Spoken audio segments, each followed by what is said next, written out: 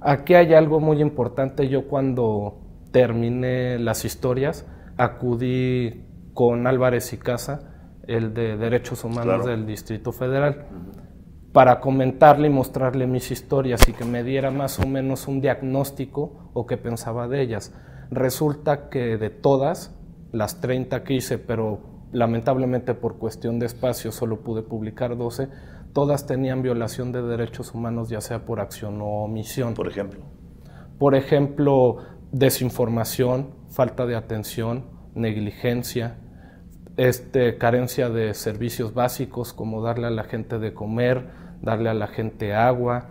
¿Y cómo te reaccionó Álvarez y Casa? Ya conocía muchos de los casos y se comprometió, como él ya estaba próximo a dejar el cargo, que él me contactaría con el nuevo presidente de Derechos Humanos para que pudieran atraer todas estas historias. Aquí hay algo que me gustaría mucho recalcar por la parte de Derechos Humanos nacional, cuando estaba el entonces presidente Soberanes. Hablo con él por teléfono y le comento de las historias y quería saber qué casos él tenía en cuanto al manejo que le habían llegado y también para que revisara los míos, porque como muchos de los hospitales donde se habían atendido eran de índole federal, le correspondían a él y eran de la competencia de la comisión. Él lamentablemente, lo malo que resultó su gestión y todos los vacíos que hubo repercutieron en esta labor, porque se negó a ver las historias y negó que él tuviera de su conocimiento cualquier historia de negligencia en el caso de influenza en la comisión.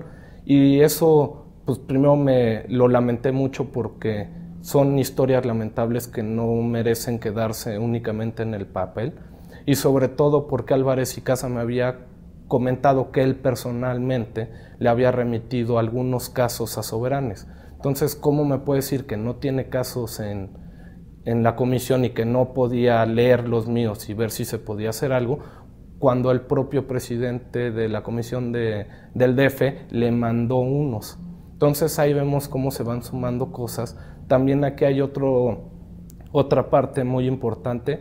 Todos los gobiernos me dieron acceso a sus hospitales y a sus instituciones, y en el caso del gobierno federal aquí fue muy lamentable que Miguel Ángel Yunes me negara el acceso a los hospitales del ISSSTE.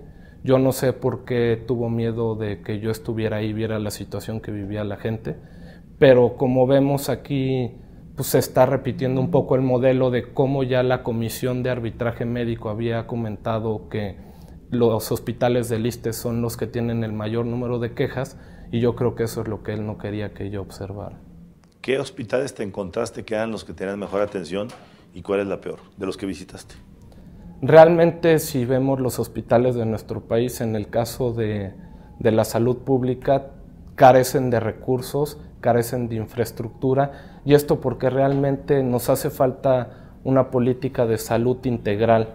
Realmente lo que deja este libro, y ahí por qué la aportación del TEC es tan importante, la hace la Facultad de Medicina de la institución, al igual que el EGAP, porque la crítica es muy necesaria, pero yo siento que criticar únicamente es cobarde, sino también se tiene que proponer, y de ahí porque yo busqué que especialistas comentaran qué es lo que se tenía que hacer o qué se tenía que reformar o cuál era la visión de lo que se tenía que cambiar para que fuera propositivo. ¿Y qué te dijeron ellos?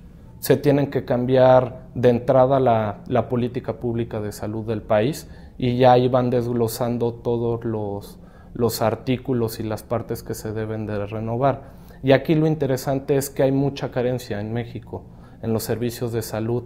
No toda la gente tiene derecho a la salud, aunque en la Constitución diga y debiera emanar, porque pueden acudir a los hospitales y no los atienden. Y eso es lamentable porque tenemos un país donde hay 50 millones de pobres, 20 en extrema pobreza, y vemos cómo por la situación que se va repitiendo en México, y el Banco Mundial comenta que se van a sumar otros 5, entonces realmente los mexicanos debemos de tener y hacer conciencia sobre la situación que están viviendo, porque no son números. A la fecha hoy se comentan de cerca de 600 fallecimientos. los cuales cada uno es una vida y un sueño que se rompió. Y sobre todo, aquí hay algo muy importante para que la gente lo entienda. Se comenta mucho si hay cerca de 60,000 contagiados y realmente ya las cifras carecieron de toda validez, porque como el propio secretario Córdoba cuando lo entrevisté me comentó, realmente las pruebas se hacen aleatorias y no se le hace al 100% de la gente, y si no se hace dentro de un rango de días de cuando se empieza con los síntomas ya no va a aparecer. Y aquí hay algo muy curioso y le dejo la pregunta a las personas que nos están viendo.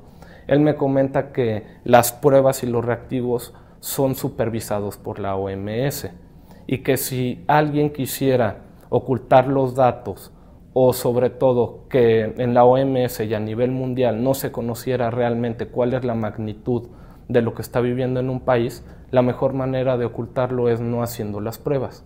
Entonces yo ahí le dejo a la gente si ellos creen que realmente únicamente se han contagiado cerca de 70,000 personas y han fallecido cerca de 600.